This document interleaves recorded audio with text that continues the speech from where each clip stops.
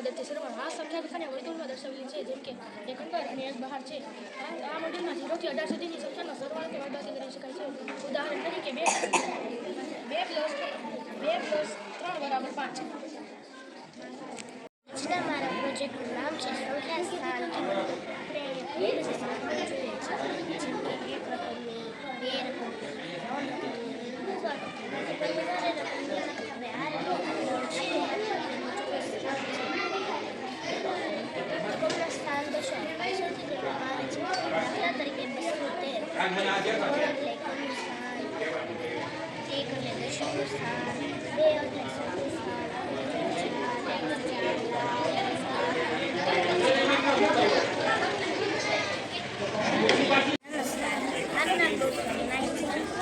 5 મારા પ્રોજેક્ટનું નામ છે રેખા કિરણના મોડેલો અને માહિતી. મારા પ્રોજેક્ટમાં ભૂમિતિના અમુક મોડેલો છે, જેમ કે બિંદુઓ અમે ગણી શકાય તેવા બિંદુને એકઠા કરીએ. રેખા જો એવા બિંદુને એકઠા કરીએ જેના પ્રથમ બિંદુનો ખ્યાલ હોય પરંતુ અંતિમ બિંદુનો ખ્યાલ ન હોય ત્યારે કિરણ બને છે. જો બિંદુ અને અંતિમ બિંદુનો ખ્યાલ ન હોય ત્યારે રેખા બને છે.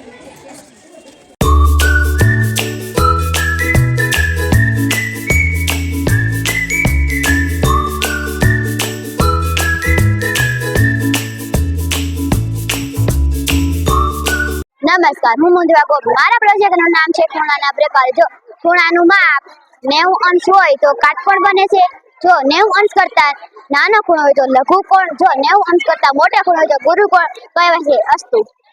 નમસ્કાર, મારું નામ કુભારી મિત્વા ભાવેશભાઈ છે. હું ધોરણ 5માં અભ્યાસ કરું છું. મારા પ્રોજેક્ટનું નામ છે ત્રિકોણના પ્રકારો. ત્રિકોણના ત્રણેય ખૂણાનો માપનો સરવાળો 180 અંશ થાય છે. હવે જો આ ત્રણમાંથી એક ખૂણો 90 અંશનો હોય તો તેને કાટકોણ ત્રિકોણ કહે છે. હવે જો આ ત્રણમાંથી એક ખૂણો 90 અંશ કરતા નાનો હોય તેને લઘુકોણ ત્રિકોણ કહે છે. હવે જો આ ત્રણમાંથી એક ખૂણો 90 અંશ કરતા મોટો હોય તેને ગુરુકોણ ત્રિકોણ કહે છે. નમસ્કાર, મારું નામ ગોસાઈ મહેશ્વરી છે. હું ધોરણ 6માં ભણું છું. મારા પ્રોજેક્ટનું નામ છે સંખ્યાના પ્રકારો. જૂના સમયમાં સંખ્યાની ગણતરી 1 થી થતી હતી, ત્યારે આ સંખ્યાનું જૂથ બનાવી તેનું નામ પ્રાકૃતિક સંખ્યા આપ્યું હતું. એટલે કે પ્રાકૃતિક સંખ્યા 1, 2, 3, 4, 5 અને અનંત સુધી.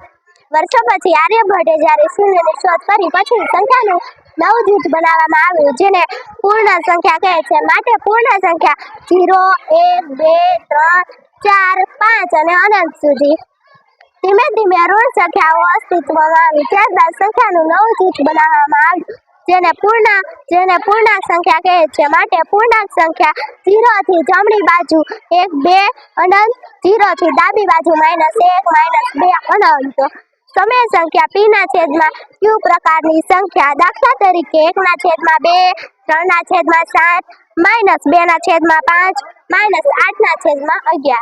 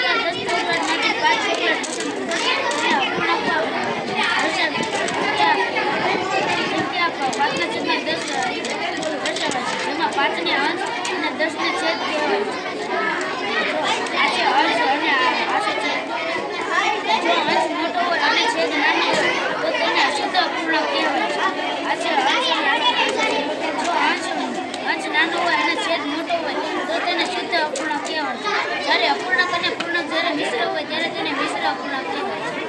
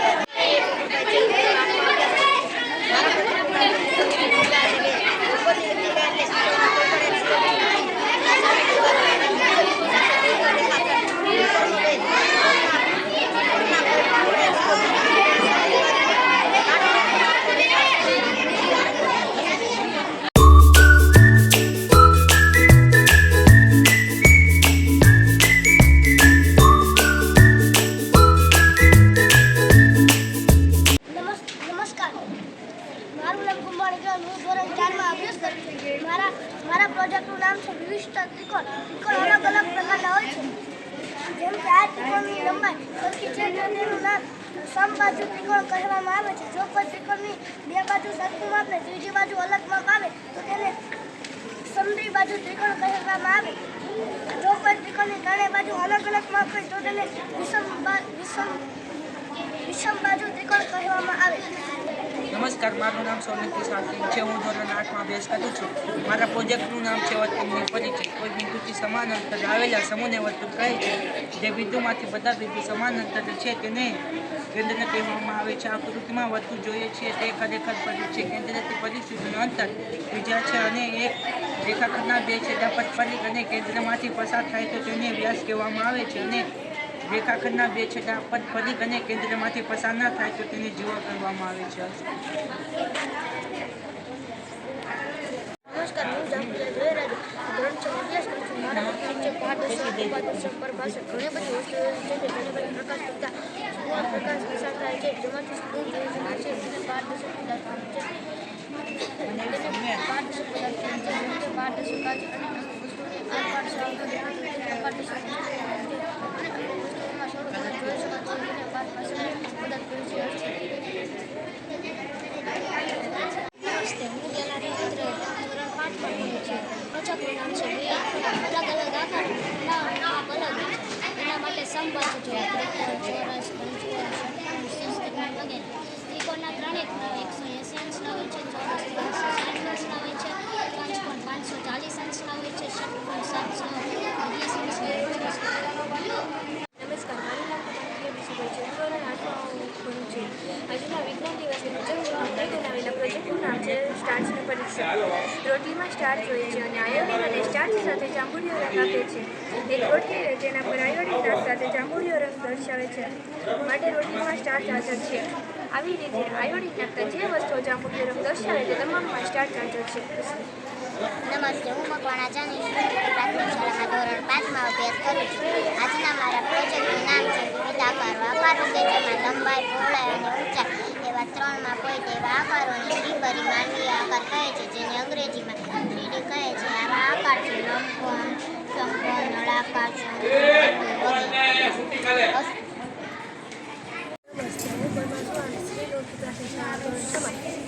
અભ્યાસ કરું છું. મારા પ્રોજેક્ટનું નામ છે ત્રુટિજન્ય રોગો. આપણે જે ખોરાક ખાઈએ છીએ તે શરીરને ઉપયોગી છે. જો પ્રકારના પોષક તત્વો શરીરને ન મળે તો શરીરમાં ખામી સર્જાય છે. તેને ત્રુટિજન્ય રોગો કહે છે. મારું નામ દેવી તેજસ્વીભાઈ છે. હું ધોરણ 8માં અભ્યાસ કરું છું. મારા પ્રોજેક્ટનું નામ છે આ બનાવી શકાય છે જે બે બીજ અને ઘાસના ફૂલની મદદથી જાસૂદ પત્ર બનાવી શકાય છે જે એસિડની ચકાસણી માટે ઉપયોગ છે.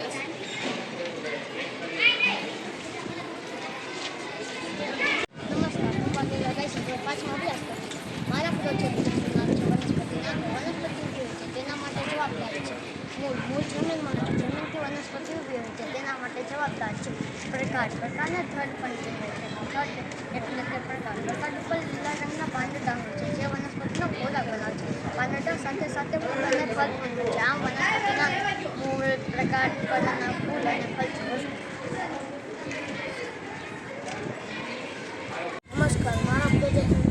નમસ્કાર, હું પરમા શુભમ. મારા પ્રોજેક્ટનું નામ છે શરીરના વિવિધ સાંધાઓ. આપણું શરીર ઝૂકે છે, વળી શકે છે, આપણા પગ વાળીએ છીએ, વસ્તુને પકડીએ છીએ તો આ બધું શક્ય છીએ સાંધાઓને લીધે જે અહીંયા દર્શાવે છે.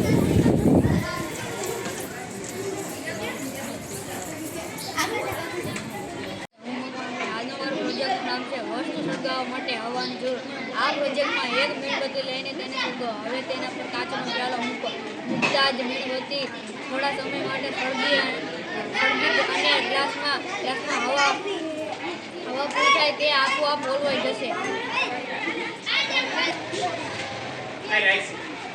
તમે આ બેનથી શું ધીમે ધીમે ચાલો છો. પહેલા બેનથી શું ધોરણ 8માં અભ્યાસ કરું. મારા પ્રોજેક્ટનું નામ છે હરીશ પ્રકાશ. પરાવર્તન. જ્યારે કોઈ પ્રકાશના હિસાબ ફેંકવામાં આવે છે અને તે પરાવર્તન પામે છે ત્યારે તેમના વચ્ચેનો ખૂણો બને છે. આ પાટકોણ અને પરાવર્તન કોણ હંમેશા સરખો મળી રહે છે.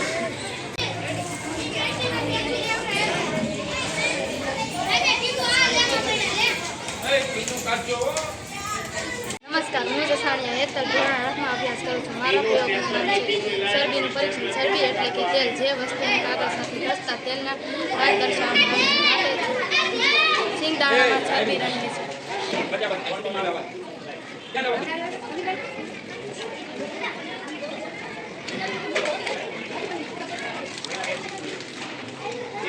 જેટલી હોય એટલે પસારતા ભટકાતા નહીં. અભ્યાસ કરું છું. મારા પ્રોજેક્ટનું નામ છે લિટમસ ટેસ્ટ. આ છે બેઝ અને આ છે એસિડ.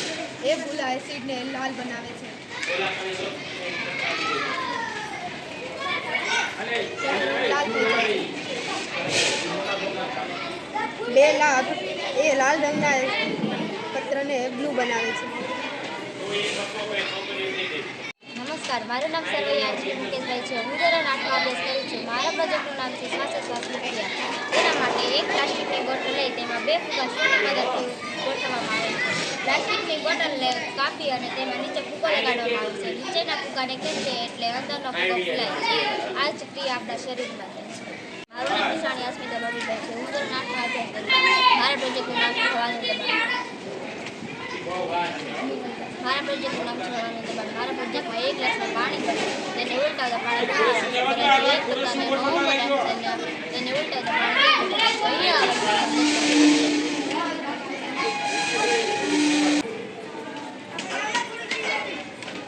નમસ્કાર, હું સોલંકી યુવરાજ 7મા ધોરણમાં અભ્યાસ કરું છું. મારા પ્રકાશ સીધી રેખામાં ગતિ કરે છે. તેમાં આપણે 3 પુઠ્ઠા લઈ 2માં કાણું પાડી એકને તેમ જ રાખવું. હવે આપણે મીણબત્તીની જ્યોત સળગાવવાની. મીણબત્તીની જ્યોત સળગાવતા તે આપણને કાણામાંથી તેને આપણે જોવાની, તે આપણે દેખાશે. હવે આપણે પુઠ્ઠાને આડું રાખતા મીણબત્તીની જ્યોત આપણે દેખાતી નથી. તેથી આપણે ખબર પડે છે કે પ્રકાશ સીધી રેખામાં ગતિ કરે છે.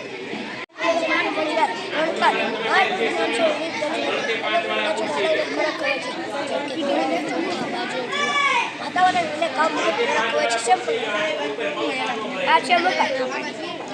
આ મધ્યપ્રદેશમાં સૌથી વધારે ઉગાડવામાં આવે છે. આ છે જુવાર. આ ઉત્તર પ્રદેશમાં સૌથી વધારે ઉગાડવામાં આવે છે. આ છે ચોખા. આ તેલંગાણામાં સૌથી વધારે ઉગાડવામાં આવે છે. આ છે ઘઉં. આ ઉત્તર પ્રદેશમાં સૌથી વધારે ઉગાડવામાં આવે છે. મારા પ્રોજેક્ટનું નામ છે દરિયાઈ સપાટી અને દરિયાની સપાટી વધે છે દરિયા પાસે રહેવાવાળા લોકોને પાણી ભરે છે. માટે આ પ્રોજેક્ટ જે સમયસર દરિયાની સપાટી વધવાની જાણ કરે. જેમ કે રોજ અહીંયા સુધી મોજા ઉછળતા હોય આ સર્કિટને દરિયાથી દૂર થોડું અહીંયા સુધી લગાડી દેવામાં આવે છે. અને જ્યાં સુધી દરિયાની માટી ભેજવાળી ન હોય ત્યાં સુધી આ સર્કિટ કઈ રિએક્ટ કરતું નથી. અને જ્યારે દરિયાની માટી ભેજવાળી થાય આ સર્કિટ લાઇટ કરે છે અને તેના દ્વારા આપણે સાવચેત છે અને તેના દ્વારા આપણે શાળામાંથી ધોરણ 6માં અભ્યાસ કરું છું. મારા પ્રોજેક્ટનું નામ છે ઇલેક્ટ્રિક બોટ. વિજ્ઞાનની સમજ લોકોને પડે તે માટે અહીંયા બોટ બનાવેલી છે, જેનો ઉપયોગ પાણી પર મુસાફરી કરવા માટે કરી શકાય છે, જેમાં સોલારનો ઉપયોગ પણ કરી શકાય છે. નમસ્કાર, હું જસાણીયા સુમિત ધોરણ 6માં અભ્યાસ કરું છું. મારા પ્રોજેક્ટનું નામ છે સર્કિટ. આપણા ઘરમાં રહેલ લાઇટ વાયરિંગ એક પ્રકારની સર્કિટ છે જે સર્કિટની મદદથી જાણી શકાય છે. હું જસાણીયા છું. હું ધોરણ 6માં અભ્યાસ કરું છું. મારા પ્રોજેક્ટનું નામ અને 10 પત્ર કહે છે અને 20 પત્ર કહે છે અને સી કેચર કહે છે અને ફૂગ કચરા કહે છે.